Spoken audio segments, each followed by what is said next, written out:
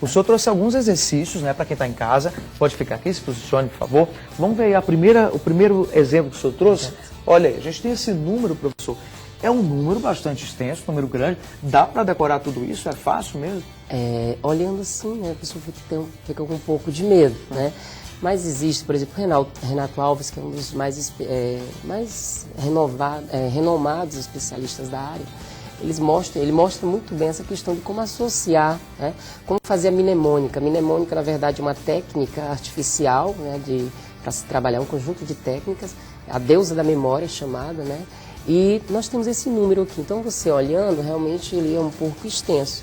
Mas se a gente observar mais a fundo, nós vamos ver que são números seguidos, né, pares, e que estão compreendidos entre o 1 e o 20. Então são números, né, pares, e você olhando no todo realmente dificulta. Mas se você for para uma micro, né, você vai ver que você vai separá-los. Então você vai ver um 2, um 4, um 8, 10, 12, 14, 16, 18, 20. Você tem que separá-los e criar um padrão. O padrão criado aqui são números pares, né? Então, para os números de telefone, às vezes hoje as pessoas elas tornam o cérebro preguiçoso até o fato dela não querer aprender o próprio número do telefone, né? Então, se você pergunta qual é o seu número, ele vai te dar um toque, né?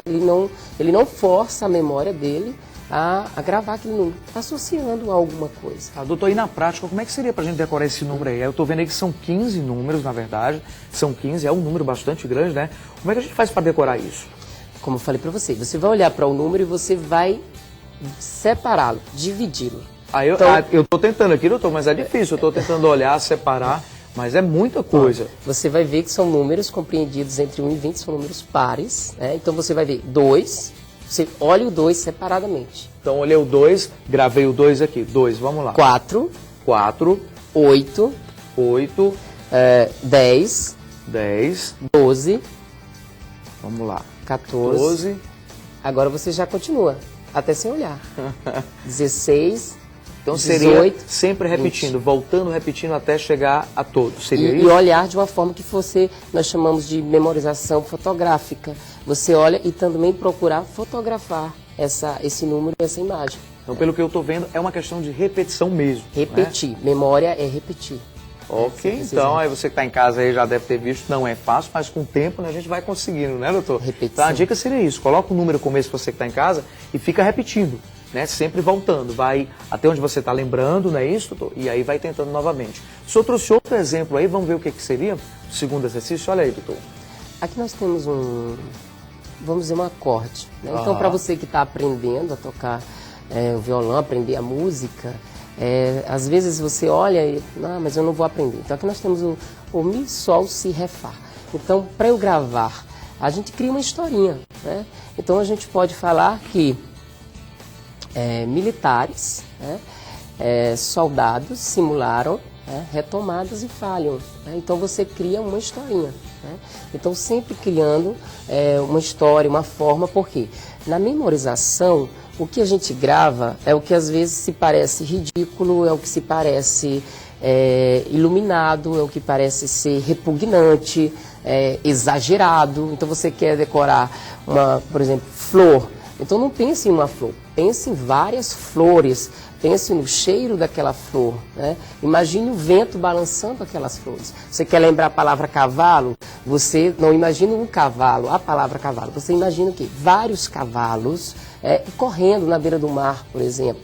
Então, você criou ou então, aqueles cavalos dentro do mar. Você criou algo em comum na sua cabeça, na sua memória, e aí você passa a ter uma visão melhor e reter essa informação. Doutor, por exemplo, quando a gente está em casa também, que a gente guarda alguns objetos, por exemplo, vamos supor, joias, né? Outros objetos, até roupas, a gente não consegue decorar o que a gente tem, né? Às vezes a gente quer saber o que a gente tem em casa, entre outras pessoas, a gente quer... E dá para decorar também isso, a quantidade de objetos que nós temos em casa? Tem.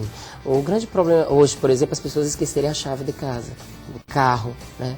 Elas não criam o hábito, né, de colocar a chave num determinado local, para que a memória, todas as vezes for procurar encontrar naquele local ali.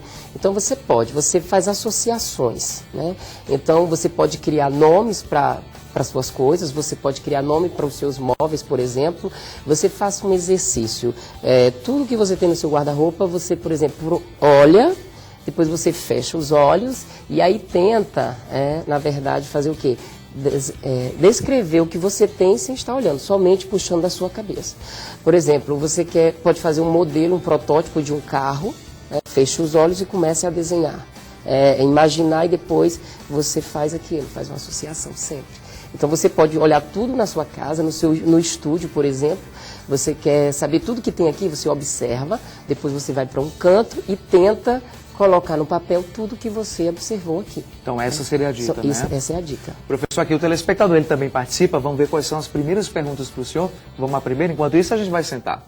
Doutor, por que é que nós, a partir dos 60 anos, sempre temos a mania de esquecer o nome das pessoas? Então, doutor, aí essa coisa de esquecer o nome das pessoas é muito comum, né? Acontece com todo mundo. Qual é a dica que o senhor tem? Por exemplo, Vinícius, você é apresentado a mim. Quando eu me referir a você novamente, eu vou imaginar a sua cabeça gigantesca, né?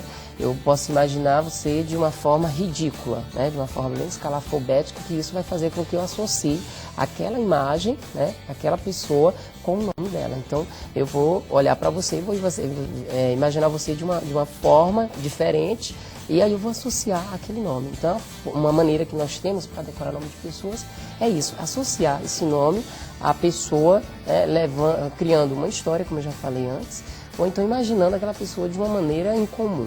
Ok, então, professor, eu queria agradecer a participação do senhor, tá bom? O senhor trouxe também, inclusive, uma dica aqui, né, para quem está em casa assistindo o programa. Fique à vontade para a gente encerrar. Como eu falei, às vezes a pessoa se assusta, né, com um livro muito volumoso. Então, tem esse livro aqui do Lawrence, né, do Katz, que fala sobre mantenha o seu cérebro vivo.